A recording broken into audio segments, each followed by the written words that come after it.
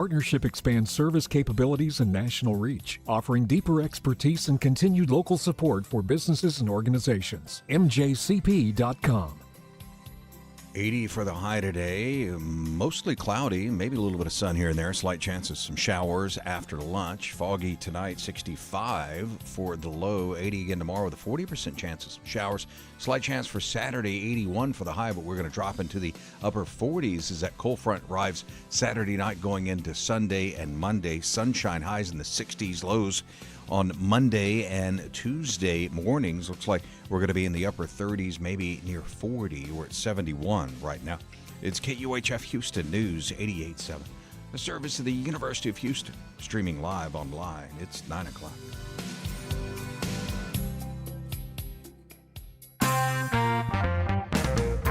While Texas may be all in on the server farms and data centers that drive AI, it takes up so much memory and demand is increasing so much, Houstonians are already feeling the pinch when they buy new phones and laptops. I'm Craig Cohen. Today on Houston Matters, Houston Chronicle consumer tech columnist Dwight Silverman on what's happening and what we can do about it. Houston Matters with Craig Cohen is a production of Houston Public Media with support from Baylor College of Medicine. Also this hour, as Johnson Space Center prepares for America's return to the moon, we're reminded the long-term vision includes colonizing it and Mars. But what would living there long-term do to the human body? A Rice biologist has been thinking about that. And we talk with the first Houston native Olympic ice hockey player and an inductee into the Houston Hockey Hall of Fame, Chie Yard, who joins us live from the Olympics in Italy. We'll start with a news update from NPR and News 88.7. Stay with us. Live from NPR News in Washington, I'm Corva Coleman. President Trump has welcomed dozens of representatives to his Board of Peace meeting in Washington. He says he formed the international group to rebuild Gaza after the war. And the White House says Trump is expected to announce he's gotten more than $5 billion in pledges. Trump convened the meeting a short time ago. So today is a tremendous honor to welcome you all to the United States Institute of Peace for the inaugural meeting of the Board of Peace. Very important. I believe it's the most consequential board, certainly in terms of power and in terms of prestige. There's never been anything close. After the group's meeting this morning, Trump is flying to Georgia. He's going to visit a congressional district that was formerly represented by Republican Congresswoman Marjorie Taylor Greene. She broke with Trump last year over the slow release of the Epstein files. The United Kingdom's former prince, Andrew, has been arrested in an investigation into the Epstein files. His brother, King Charles, has issued a statement. It says, quote, "The law must take its course." NPR's Lauren Freyer reports from London. Andrew is the first senior royal to be arrested in centuries. King Charles says what follows now is a, quote, full, fair, and proper process, but expressed deepest concern over his brother's arrest. Police are searching properties adjacent to Windsor Castle and the royal Sandringham estate where Andrew was arrested, on suspicion, police say, of misconduct in public office, which carries up to a life sentence in prison. Andrew admits friendship with Jeffrey Epstein and settled a lawsuit with one of the late sex offender's underage victims. But Andrew has said he, quote, strenuously denies any wrongdoing.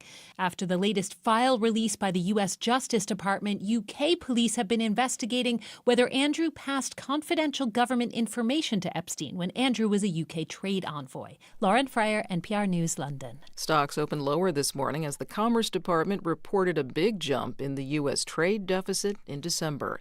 NPR's Scott Horsley reports the Dow Jones Industrial Average slipped more than 180 points in early trading. The U.S. trade gap widened sharply in December, topping $70 billion. Exports were down during the month, while imports were up. For all of 2025, the trade deficit was just over $900 billion. That's down from the previous year, but only by about 0.2%. New applications for unemployment benefits dipped last week as 206,000 people applied for aid. The modest numbers suggest that while U.S. employers are not adding a lot of jobs, they're not laying a lot of people off either. Walmart reported another strong quarter of sales and profits as even upscale shoppers go looking for discounts. The retail giant issued a cautious forecast, though, about what's ahead. Scott Horsley, NPR News, Washington. On Wall Street, the Dow is now down 170 points. You're listening to NPR. Support for NPR comes from NPR stations. Other contributors include Eric and Wendy Schmidt, through the Schmidt Family Foundation, working toward a healthy, resilient, secure world for all. On the web at theschmidt.org. This is NPR. Live from News 88.7 in Houston, I'm Matt Harab. Beginning in 25 minutes, a Texas appeals court is expected to hear arguments in the case of a Houston midwife being prosecuted under the state's abortion ban. Maria Rojas was arrested last year after the Texas Attorney General's office alleged she was performing illegal abortions and practicing medicine without a license. 3 clinics in Harris and Waller counties where she provided maternal health care were shut down. Rojas' attorney argues that her arrest is part of an attack on healthcare providers to end abortion access. This is the first case testing criminal and civil powers against abortion providers since the law was passed back in 2023, and that case starts in 30 minutes. 2 former Harris County tax assessor collector's office employees were arrested for their alleged role in a bribery scheme that produced illegitimate vehicle registrations and title transfers without proof of insurance, inspection, and other requirements. News 88.7 Sarah Gruno has that story. 35-year-old Renisha Wilkins and 31-year-old Sarah Anderson are accused of using their employment as auto title registration clerks to override system requirements in the Texas registration titling system, a program managed by the Texas Department of Motor Vehicles. Authorities launched a 2-year investigation after the DMV alerted the county's tax office that Harris County voter registrations were being advertised for sale on TikTok and Facebook. The ads were created by Adriana De La Rosa and Oswaldo Perez, who were also arrested for their role in the scheme and allegedly paid Wilkins and Anderson tens of thousands of dollars in bribes in exchange for the illicit Harris County vehicle registrations. Perez and De La Rosa were the owners of a South Houston vehicle title service company. If convicted, each defendant in the scheme could face up to 99 years or life in prison and a fine of up to $10,000. I'm Sarah Gruno, News 88.7. Partly cloudy skies above us right now. It's currently 74 degrees here on the UH campus. We'll get a high of around 80 later this afternoon. For more news, you can head to our website. That's houstonpublicmedia.org. I'm Matt Harab, News 88.7. This is Houston Matters. I'm Craig Cohen. Thanks for joining us here on News 88.7 and Houston Public Media's YouTube channel. Coming up this hour, the physical and psychological questions we need to answer before colonizing the moon or Mars. Also protecting birds across greater Houston. And we talk with Houston native, former Olympian, and Houston Hockey Hall of Fame inductee Chie from the Winter Games in Milan. First, though, Texas, as we have discussed on past programs, is all in on AI and the server farms necessary to support it. But it's also dramatically impacting us as consumers in ways you might not have expected in the prices of everyday tech like phones and laptops. Houston Chronicle consumer tech columnist Dwight Silverman has been tracking how the insatiable appetite of AI data centers is driving up the cost of memory chips and all that tech. He joins us now. Dwight, welcome. Thank you, Craig. Good to be here. First, in layman's terms, what exactly goes into a data center that then connects to the price of our phones, laptops, and other tech? Well, AI runs on servers, and servers are basically very fast, very powerful computers, just as you would have on your desk or on your phone, but a magnitude of greater power. And it requires the same kind of components that regular computers do, including memory, and a lot of it, and also storage, a lot of it. Storage today is done basically in a form of memory called an SSD or a solid-state drive. The problem is that there is this huge explosion of data centers being built for AI and a huge demand for these components. And what's happening is the manufacturing capacity for building memory and storage is being taken over by the data center demand, meaning that it's more difficult for consumer devices to get the memory and storage they need, and the prices are going up, dramatically so. Okay, dramatically so, and this makes me wonder, is it just about that demand, or are there other factors at play there? Things like on-again, off-again tariffs. The tariffs are a part of it, although that the tariffs are, Trump kind of plays with, it's on here, it's on there, so that but mostly this is an issue of demand. And I can give you a really dramatic example. I wrote my first column on this topic in late December. And one of the things I found was a story at a tech website touting this really good deal on memory from last April.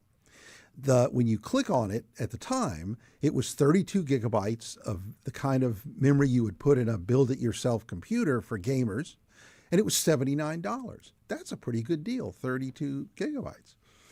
Well, today, or when I wrote a column a couple of weeks ago on it, when I wrote this column in December, when I clicked on that in December, the price was $379. When I wrote my column that ran last Sunday on deciding to buy a new laptop earlier than I'd planned because of price increases on memory, I clicked on it and it had gone up to $389. It is already $10 more. I bet if you clicked on it now, it will be even more than that. So is the increase accelerating? Can we tell how much? Yes. That's a good barometer. That one example is a good barometer. What's interesting is that if you look at the prices of like PCs, they have been creeping up. What's interesting is that Apple, their prices on memory have stayed static, mainly because they buy such huge amounts of memory for phones and laptops, and that they have locked in prices. But in their most recent earnings report, when Tim Cook was talking to analysts after the release. This is the Apple CEO. Right, the Apple CEO. He warned that later in the year, they would start feeling pressure and would have to deal with it. Quote, have to deal with it means, of course, that prices are going to go up. What does it mean to you when a company the size of Apple is publicly flagging this as a concern? Apple, to a certain extent, and as well as Samsung, are both a little bit shielded with this because of long-term contracts, and they buy so much. The problem is, at one point, Apple was the largest buyer of these components, the largest single buyer. Now it's AI data centers. NVIDIA is the biggest buyer of these to put in the servers that it builds, which some of them, by the way, are built here in Houston. And so what you end up with is suddenly Apple is no longer in the driver's seat on these prices. And so you can see, and that is just a shift in kind of the power balance in tech. But these chips are in everything. They're in cars. If you have a new refrigerator, they're in your refrigerator. They're in your television set if you have a smart TV. Almost every piece of electronics has this. And as time goes on, they're just going to get more and more expensive. Analysts look at this and look at the history of memory prices, and they've always gone up and down. But the problem is that this demand, because of AI, data centers will be built in kind of an arms race, and they will continue to be built, and the demand will continue to expand. And it doesn't look like this is going to end for several years. Can you get any of these products without AI and the memory and storage that it requires? So the memory that is in data centers is not the same product that is in your PC. You can buy a computer with less memory and it'll be cheaper. The problem is that Microsoft, Apple, Google are all adding AI into the system. And in both Microsoft and Apple's case, it's in the operating system. Apple, in fact, no longer sells a computer that has less than 16 gigabytes of memory because it needs it to run AI. So, because of where AI is being done, you need to have it. You need to have a machine that can handle it, just the basics. So what then do you recommend consumers do right now? In the column I wrote in December, I said, if you plan to buy anything that has memory in it where the price might be impacted, do it now. That's why I don't replace my computers, my personal laptop, till about 7 years. That's about how long a MacBook lasts before they quit supporting the operating system. And I was going to hold on to my M1 MacBook Pro, which I got in 2021, for another couple of years. But when I looked at what was happening, I decided to go ahead and buy a new one now because who knows what prices will be like in 2 years. I can imagine another piece of advice might be try and wean yourself off of quite so many gadgets. Maybe you don't need them all. Maybe you don't, but if you're a knowledge worker, if you live in the 21st century, that's really hard to do. AI is, of course, not just impacting the price of computer chips. It is also reshaping jobs, what information we see, hear, and read. That's a big thing, often less accurately. It is poised to influence our elections as well. Early voting's underway here in Texas for the upcoming primary elections, and voters and campaigns alike are concerned about how to separate AI-derived fake reports and videos and audio clips and all of that from the real thing. Can we easily detect the difference? It is getting harder and harder to do that, particularly with video. There is a product that OpenAI released called Sora, S-O-R-A, and it's a video generation app. And what it creates is it's very difficult to tell that it was done with AI. Sora does put a watermark on every video, but people have learned to crop that out so that it's off, and so you don't see it.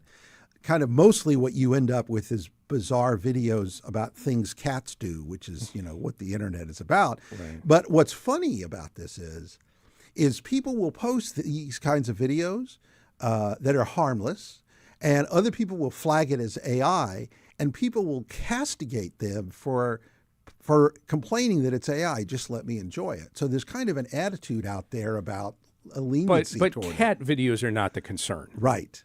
But they show the capability, and they show the attitude towards it. So what happens is, if you have a political video that fits in with the way I think or you think, and you go, oh yeah, and you want to share that, people hit it without thinking. Right now, what you need to do more than anything is stop, consider where it came from. If it promotes a particular candidate or denigrates a candidate, go look at the source candidate's websites, look at what media is saying about that candidate, and look at what social media is saying about the video, because usually right away people will flag it. But I'll tell you, I have seen some things that I have looked at again and again and again, and I cannot tell whether it's real or not. When you start digging around and you take the time to do it, you can usually figure it out, but you have to take the time. And you also have to even be careful about that, because we're seeing instances of AI-derived videos that someone will find on social media, and before sharing it, they will ask AI, is this real? Yes. And actually, Google Gemini now has the ability, if you paste a video into it and say, is this generated by AI, it will tell you. And it's correct most of the time. Most of the time. Yes, but it's something. There also is a site called Deepware. You can do the same thing. You can put it in and it looks for tells in it, and it will tell you then.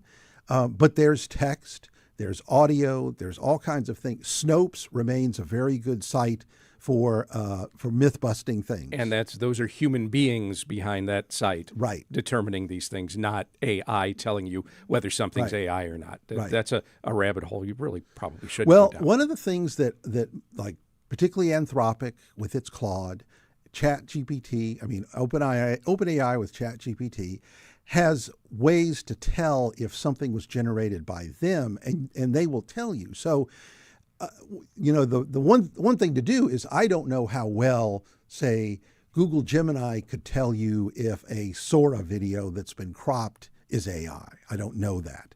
But it's something to try. What I would do is, at the moment, I wouldn't share any video that I didn't have absolute knowledge of the source. And maybe doubt everything you doubt see it, in the first place. Trust no one. Be skeptical. Yes. Dwight Silverman is a consumer tech columnist for the Houston Chronicle. Dwight, thank you very much. Thank you. Up next, as Johnson Space Center prepares for America's return to the moon, we're reminded the long-term vision includes colonizing it as well as Mars. But what would living there long-term do to the human body? We discuss as Houston Matters continues on News 88.7 and YouTube.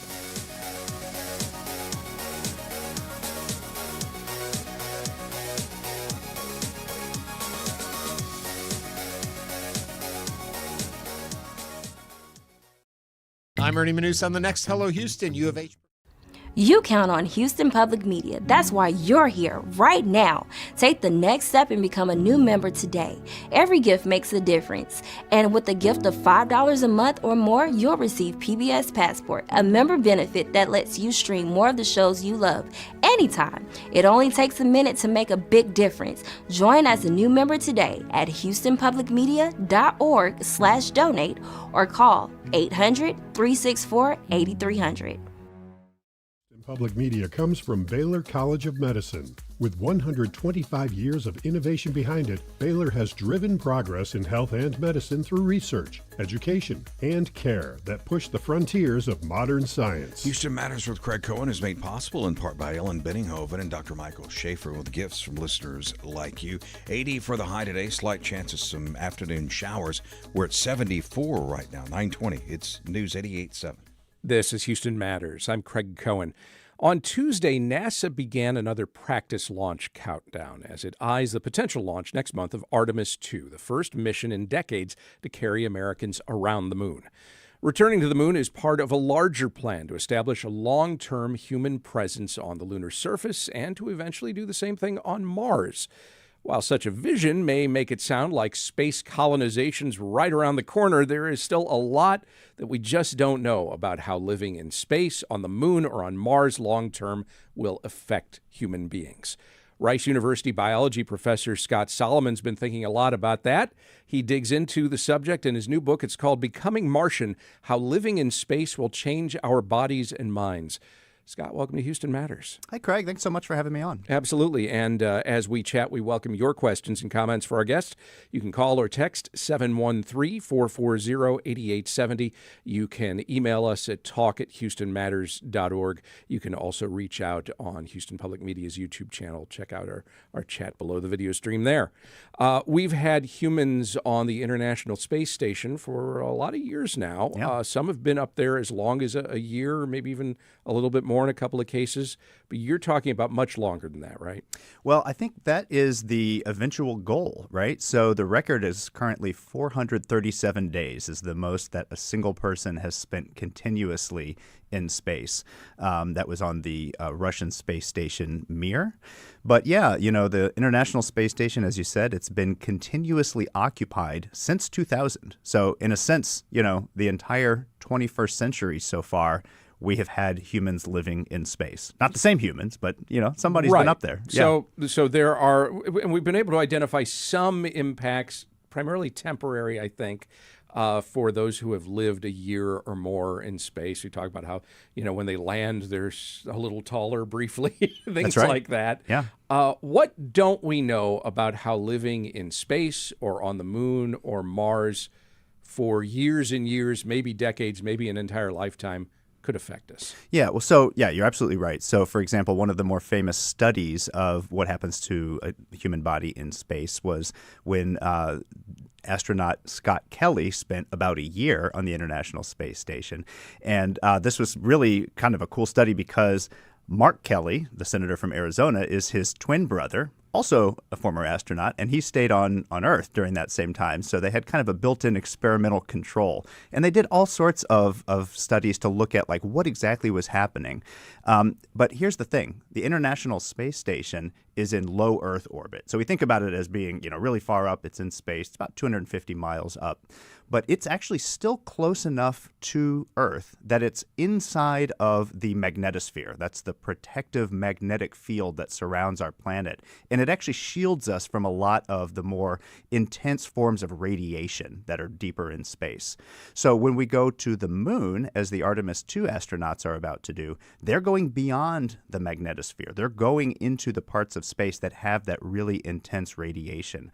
And we just don't have as much information about what that kind of radiation does to the body. Also, when we talk about the moon and we talk about Mars, we need to talk about gravity. That's right.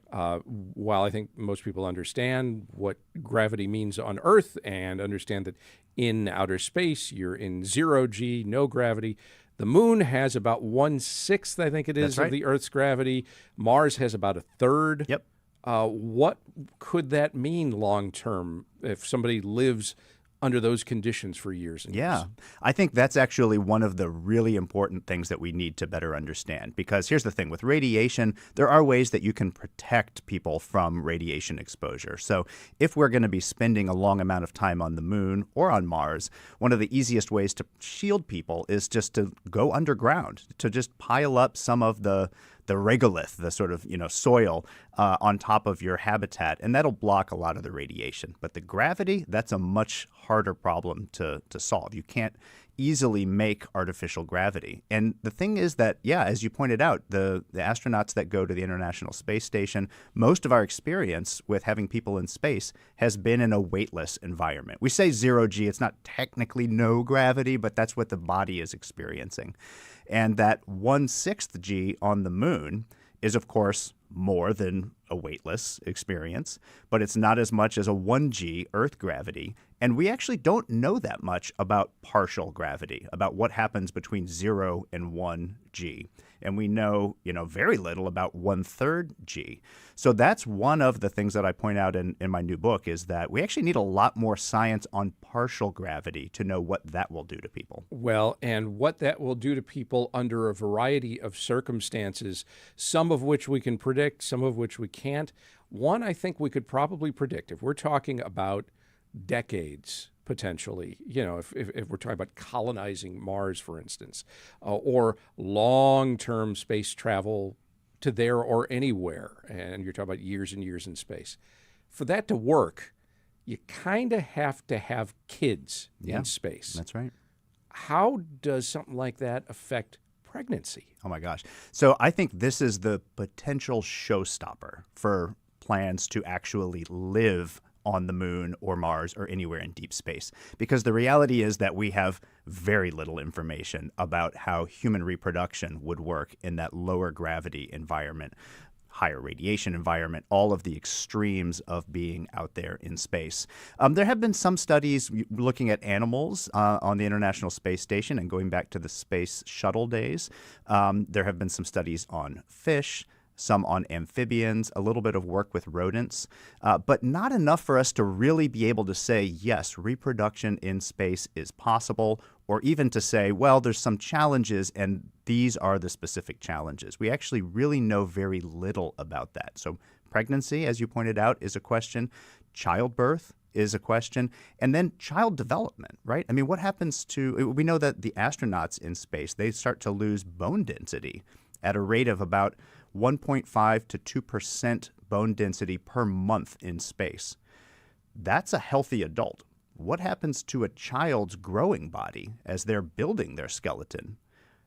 And is, again, 1/3 gravity on Mars or 1/6 gravity on the moon, is that enough for a child to fully form their skeleton or not? And if not, does that mean that a child born out there in space on the moon or on Mars would not ever be able to come back to Earth? I think we need to know that before it makes sense for us to start thinking about having kids there. It sounds to me like we have lots and lots and lots of questions and very few answers. Well, you're not wrong. I do try in the book to sort of say, here's what we know. And I try to also show how we know it. So I, went to the places where all the research is happening and try to kind of describe what that process is like, meet the people who are doing this research and tell their stories. But I also try to be very clear about what do we not know. And you're absolutely right that there are a lot of still unanswered questions. But then there's things that we can do by, essentially applying what we know about something that happens on Earth to think about how it could happen out in space. Can you give some examples? Absolutely. So I start to think about this from my perspective as an evolutionary biologist. That's my training. I did my dissertation research on the evolutionary origins of biodiversity in the Amazon basin, and I've worked on islands in the Pacific. And I think that we can apply what we know about evolutionary biology, especially on islands, to thinking about evolutionary changes that could happen to people living on the islands out there in space that we call planets.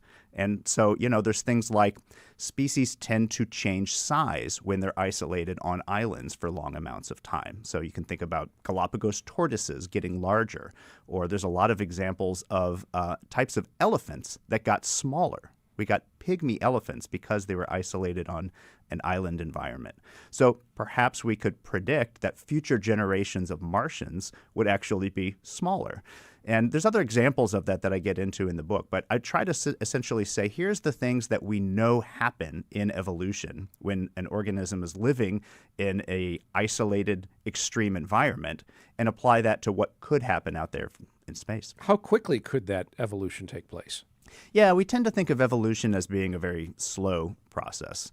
But we actually now know that it can happen faster. And there's a couple of things that control kind of how fast evolution happens.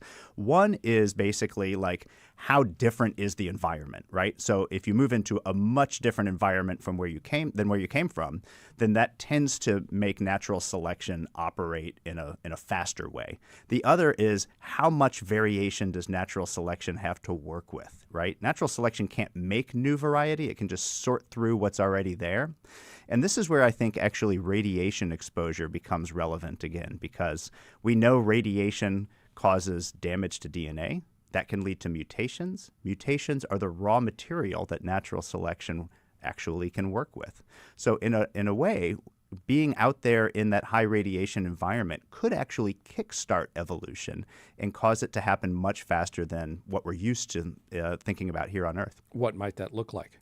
Yeah, so that's the fun part of kind of it. It's very speculative. I get into some examples in the book about, there's ways in which you could imagine humans evolving to have larger heads, for example, because we were talking about pregnancy and childbirth earlier. There's a lot of scenarios in which childbirth becomes much riskier in a low-gravity environment, right? Think about having weakened bones, right? And so perhaps all births start to be via C-section. That actually frees up the head to become larger because it doesn't have to fit through the birth canal anymore.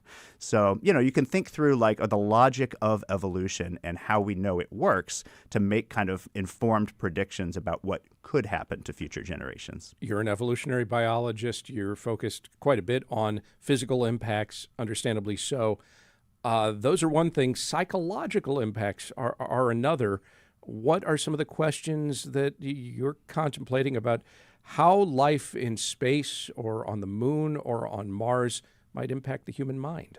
I think this is a really important thing to think about because, we know that going out into space has a profound psychological and emotional impact on people. I mean, astronauts talk about the experience of looking back at the Earth and being really transformed by it, right? You see how fragile the Earth is. You see how thin the atmosphere is. You recognize that, it's just one planet and we're all in it together. And so that's this idea known as the overview effect that really has kind of a profound, generally positive impact on people.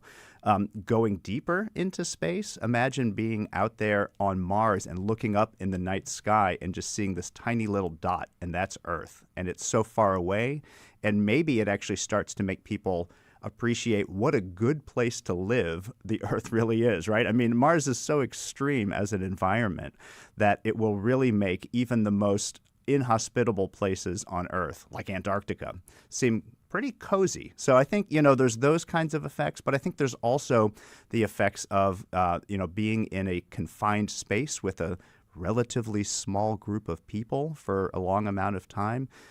Astronauts train with the same crew members in part for, the practical purposes of wanting to make sure they work together as a team. But you have to get those team dynamics right. And this is something NASA really thinks a lot about. And it's something that would be essential for being in an extreme environment very far from home and for a long period of time. So many of us come to subject matter like this through the prism of science fiction. And so many science fiction stories, whether we're talking about books or TV or film or beyond, they kind of yada their way through a lot of the questions that you're asking.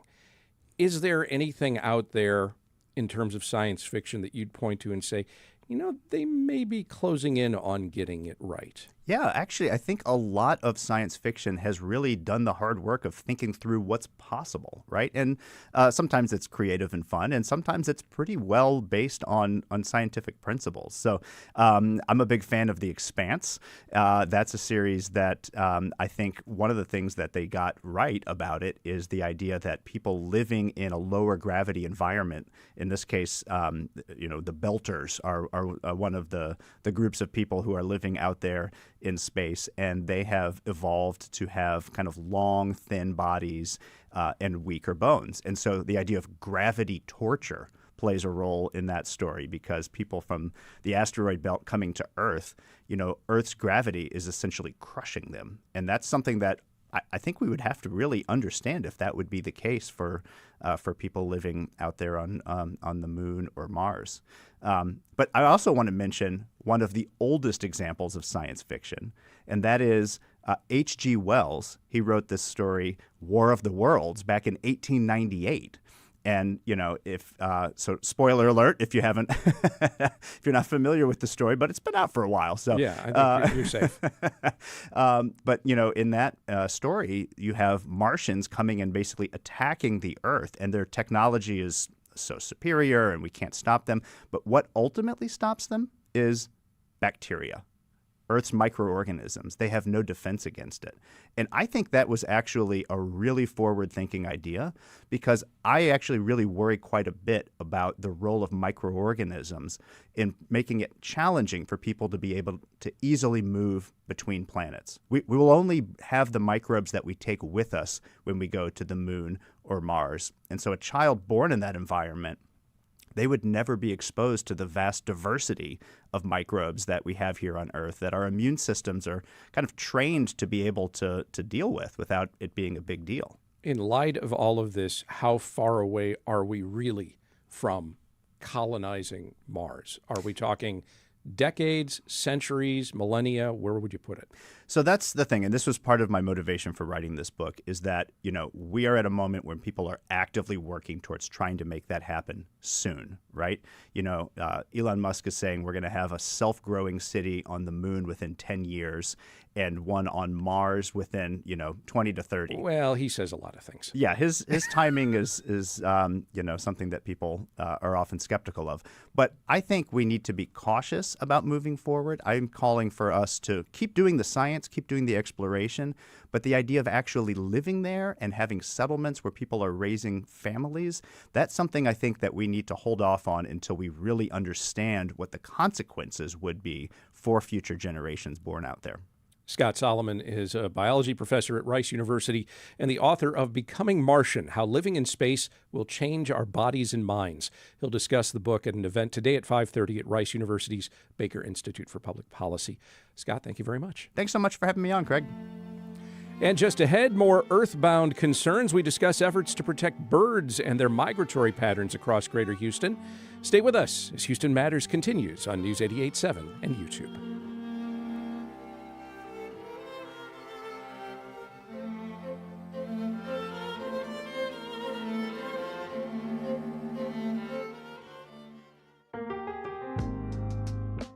It's not just your car. It's the one that brought your kids home from school, took you cross-country, held memories, laughter, even a few breakdowns.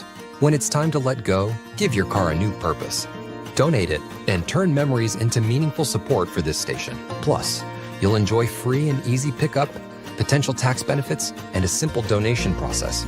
Your gift supports the programs you and your family love. Donate today and help keep public media strong. Call or donate online.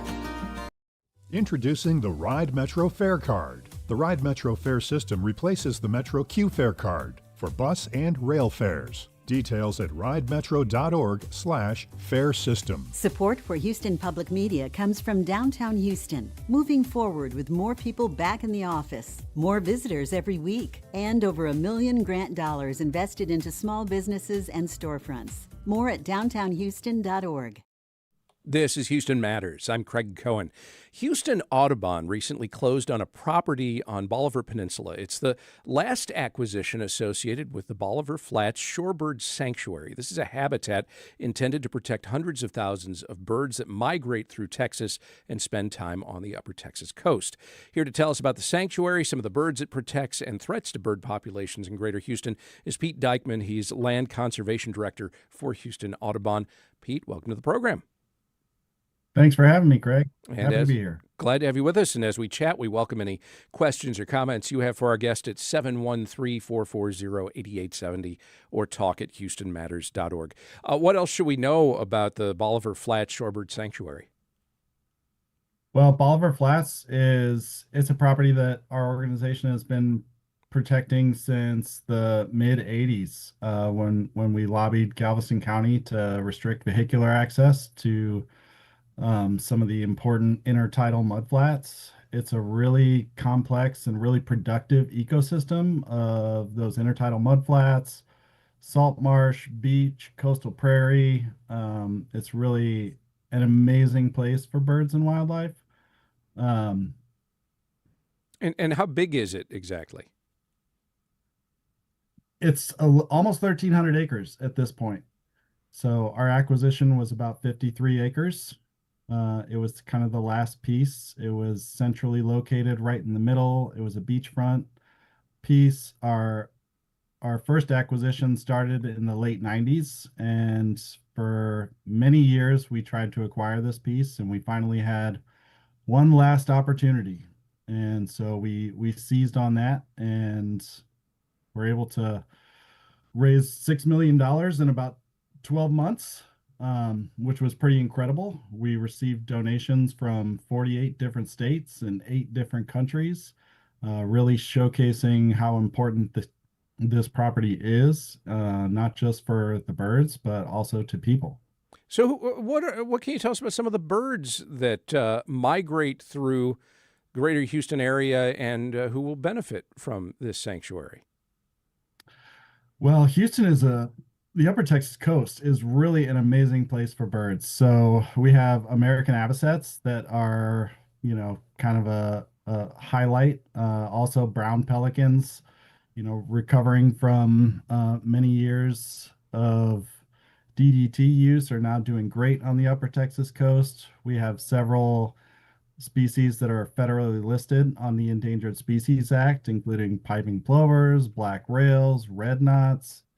And these birds are migrating thousands of miles. You could compare them to ultra marathon runners. And our region it's a really diverse place for birds because it's kind of the crossroads between two major migratory pathways, the Mississippi Flyway and the Central Flyway. So you see a lot of really high numbers of birds and really high diversity.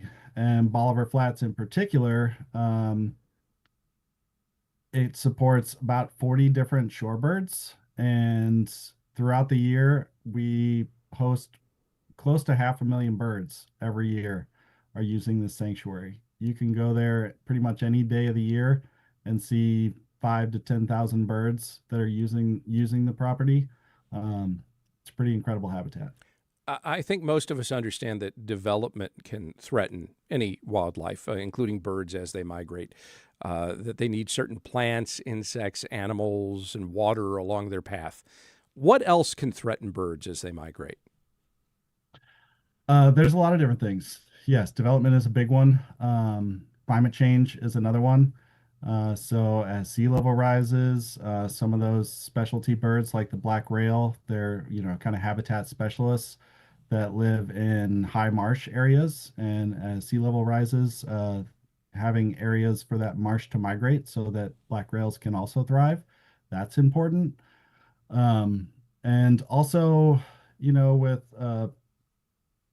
the timing of birds' arrival, they usually arrive right about the time in spring where the trees are leafing out, insects are coming out, and they're utilizing those food sources. So if they get here and the timing is not quite right, that could be really detrimental. So we also have issues with outdoor cats, people's pets that are outside. They're a pretty big cause of mortality, human-induced cause of mortality for birds, and also lighting. So most of these birds migrate at night, and big city lights can disorient them. They can cause them to put down, and then they run the risk of colliding with windows, which is another major mortality cause. The Bolivar Flat Sanctuary is not the only one that Houston Audubon protects, correct? No. So Houston Audubon is actually an accredited land trust. When we started as a chapter of National Audubon back in 1969, they decided way back when to start protecting property. And we now own a little over 4,200 acres in and around our service area, which is the 11 counties in and around Houston. And we have about 75% of that is down on the coast. So from High Island to Port Bolivar, even a small sanctuary in Galveston Island. And where among those spots can Houstonians go if they want to watch birds without disrupting them? Well, this is actually a great time. Spring migration is right around the corner. They are headed this way. So we have 4 sanctuaries in High Island that are open to the public. We have Bolivar Flats. We also have lots of opportunities for people to get out and join us on guided bird walks. So, we can help you identify the birds. We can answer your questions. We can, point you to the right, if you're looking for something in particular, we can help you with that. So I'd encourage people to visit HoustonAudubon.org and see what we can offer and come out and see us, because it's beautiful out here, and it's our favorite time of year. Pete Dagman is Land Conservation Director for Houston Audubon. Pete, thanks very much for the time. Thanks, Craig. And still to come, Houston's first born and raised Olympic hockey player, now working for the NHL, joins us live from the Olympics in Italy. Stay with us as Houston Matters continues on News 88.7 and YouTube.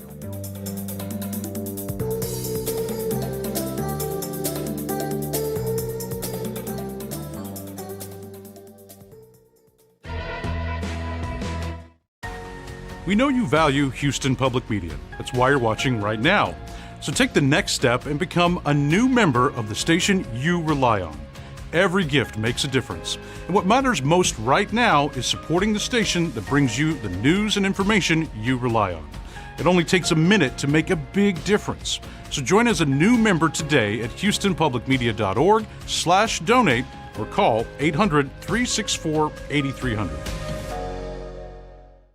Bob Costas. We're spotlighting more of his music interviews, like with Sting, Bonnie Raitt, and Little Richard. We had the wop bop bop lop bam boom, and we was booming all over the place. Woo! It was outrageous. It wasn't bad outrageous. It was good. We present more of Bob Costas talking with big music stars when our special series continues right here real soon. Saturday evening at 7 on News 88.7. Wednesday saw dramatic results in Olympic hockey. 3 of 4 men's quarterfinal matches went to overtime, including the U.S. team's 2-1 victory over Sweden. And today stands to bring another barn burner in women's hockey, the gold medal match between the U.S. and Canada. First face-offs at 12:10 Central Time. Chie Sakuma Yard knows better than most what playing hockey in the Olympics means. In 1998, she became the first native Houstonian to play Olympic ice hockey for Japan at the Nagano Games. Yard also played pro hockey for Japan after a college career at Brown University. These days, she's the group vice president of events for the National Hockey League and a key figure behind the league's popular outdoor games. Next month, she will be inducted into the Houston Hockey Hall of Fame, and she joins us now from the Winter Games in Milan, Cortina, Italy. Chie Yard, welcome to Houston Matters. Hi, Craig. Thanks for having me. Will you be at the gold medal game a few hours from now between the U.S. and Canada? I will be there. I was lucky enough to get a ticket, and I'll be going and rooting on Team USA. What's it like just to see Olympic hockey up close like that, to be in the arena these days? It brings back a lot of memories, and it's really exciting to be there. Just being able to watch both the men's and the women's tournament. It's some great hockey that we've had so far. How does it compare watching in the stands? How does that compare to playing on the ice? It feels like it was such a long time ago. And to be able to watch it from a different lens is exciting, but to have played in it is unreal as well. I can't even describe it in words. Were you always interested in playing hockey? When did that first surface for you? Well, I started playing hockey when I was 4 years old in Houston. I have a brother who's 5 years older than me who got into it. And of course, I wanted to do everything that my brother did. So I started at Town and Country. There was a small rink there. That's where I learned how to play. That rink closed down. And then I moved over to Sharpstown, which was the only rink that you could play hockey in Houston at that time. And your dad coached you for a while, didn't he? He did. He doesn't even have a hockey background, but he really got into it with both my brother and I playing, and he was my coach for many years. That is, by the way, not an unusual phenomenon. I think parents becoming coaches of sports they know nothing about. I think if you spend that much time at the rink with your children, then you start to learn the game, and you may as well be involved, right? Yeah. Was hockey what drew you then to attend and play for Brown University? Well, hockey in the 80s in Texas, it really, I would just go back to Texas in the 80s, attracted a lot. It was the oil boom, and many of my teammates at that time, they moved down to Houston from Canada and from the Northeast. And so the kids that I played with grew up playing elsewhere. And so the level of hockey was decent.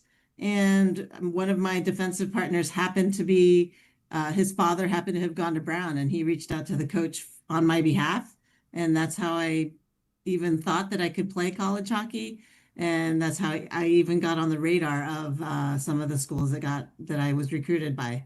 How then did you end up playing pro hockey and later making the Olympic team in and for Japan? It's kind of a roundabout story, but when I was about 10 or 11 years old, my father, who was coaching, decided to take our team to Japan just to play a couple of friendly games. He made some contacts there and kept in touch with them. In 1996, I want to say, I'm sorry, let me go back. In 1992, when I was still at Brown, they announced that women's ice hockey would be a medal sport in Nagano. And my father, who had kept in touch with these people in Japan, they reached out and said, "Hey, is your daughter still playing ice hockey? We'd love to see what she's up to and maybe come play for Japan." So I really was very fortunate to have that opportunity to go play in Japan. You also have, may I say, a fascinating job with the National Hockey League, and one you rose through the ranks to acquire, starting off, I believe, as an intern at the NHL, right? That is correct. That's another thing. That job came to me mainly because of the contacts I made while I was in Japan playing hockey. I had met Dave King, who was a coach in the National Hockey League. He was helping out with the men's program in Japan.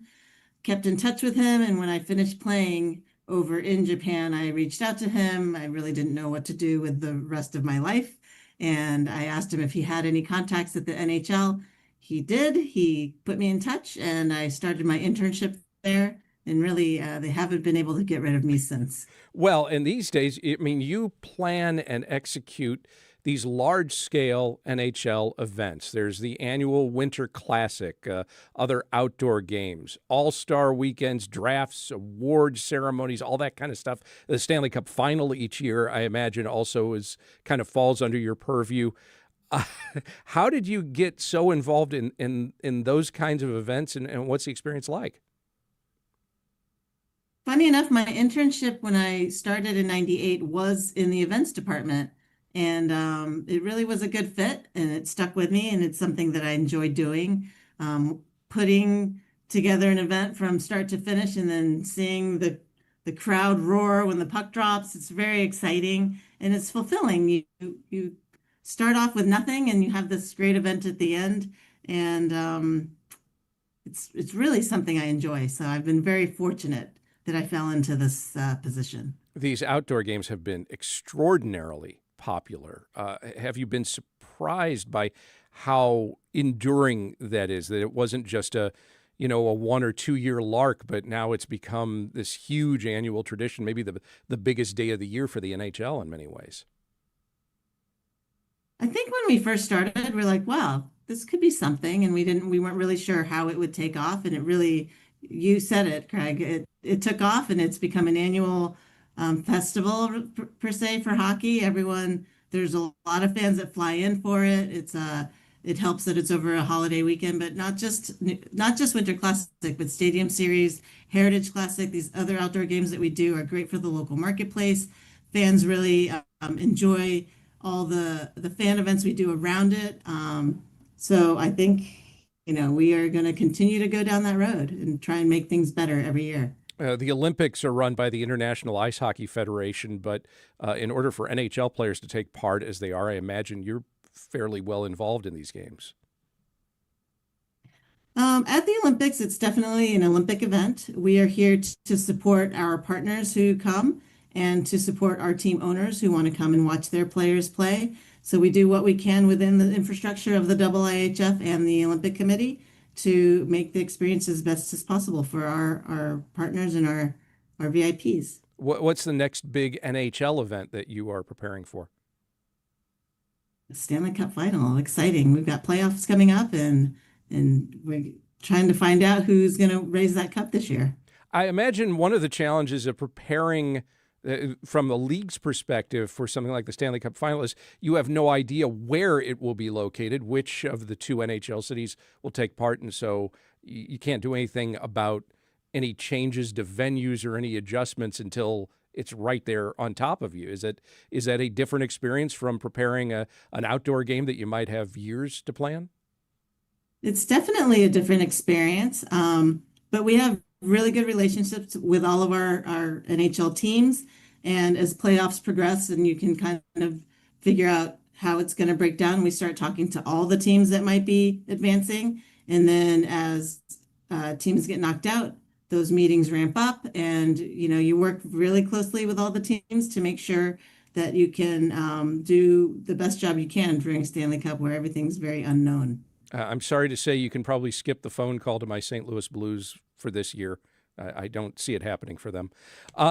You never know, because the year they won that cup, they were in last place and they came back roaring. So it's getting a little late in the season for that. A little late, but I take your point. You will be here in Houston next month for your induction into the Houston Hockey Hall of Fame. I will have the pleasure of emceeing those ceremonies. What do you want Houstonians who aren't involved in hockey here to know about the sport and what it means to those who do participate? I think if you're not familiar with the sport, you should come watch. At any level, I think ice hockey is exciting. It's fun. Kids learn so much from it. And then even just up the ranks as kids get older and they stay involved in the sport, you learn resiliency and teamwork and all the important things that you learn in sports. But hockey in particular is a small family. And I think everyone should give it a chance if you haven't already. It's not your role at the NHL to weigh in on future expansion or relocation, so I'm not going to ask you about that. But it is your role to plan and execute those large-scale events, including outdoor games. Houston has a football stadium and a ballpark with retractable roofs. We have an open-air soccer stadium. Has the NHL ever considered, I don't know, maybe bringing the Dallas Stars and one of their rivals to, say, NRG or Daikin Park or Shell Energy Stadium for a future game? I would say that no venue is out of question, right? We just did 2 in Florida. I am not part of that decision-making group, but as we continue to plan these outdoor games moving forward, any venue is always something that we would take into consideration. So Houston is never out of the question. Chie Yard grew up in Houston and played for Japan in the 1998 Nagano Olympics. She currently works as the Group Vice President of Events for the National Hockey League, and she is among those being inducted into the Houston Hockey Hall of Fame class of 2026 on March 20th at Silver Street Studios at Sawyer Yards. That banquet, which I will MC, will kick off the annual Hockey Day in Houston festivities. Chie, enjoy the rest of the Olympics, and thanks for talking with us. Thanks for having me. Have a great day. And that will do it for today's show. The Houston Matters team includes Michael Haggerty, Joshua Zinn, Brenda Valdivia, Mincho Jacob, and Laura Walker. Jared Carroll's our technical director. Remember, you can check out Houston Matters anytime, subscribe to our podcast for the audio, or visit Houston Public Media's YouTube channel for the video. I'm Craig Cohen. Join us tomorrow for more Houston Matters.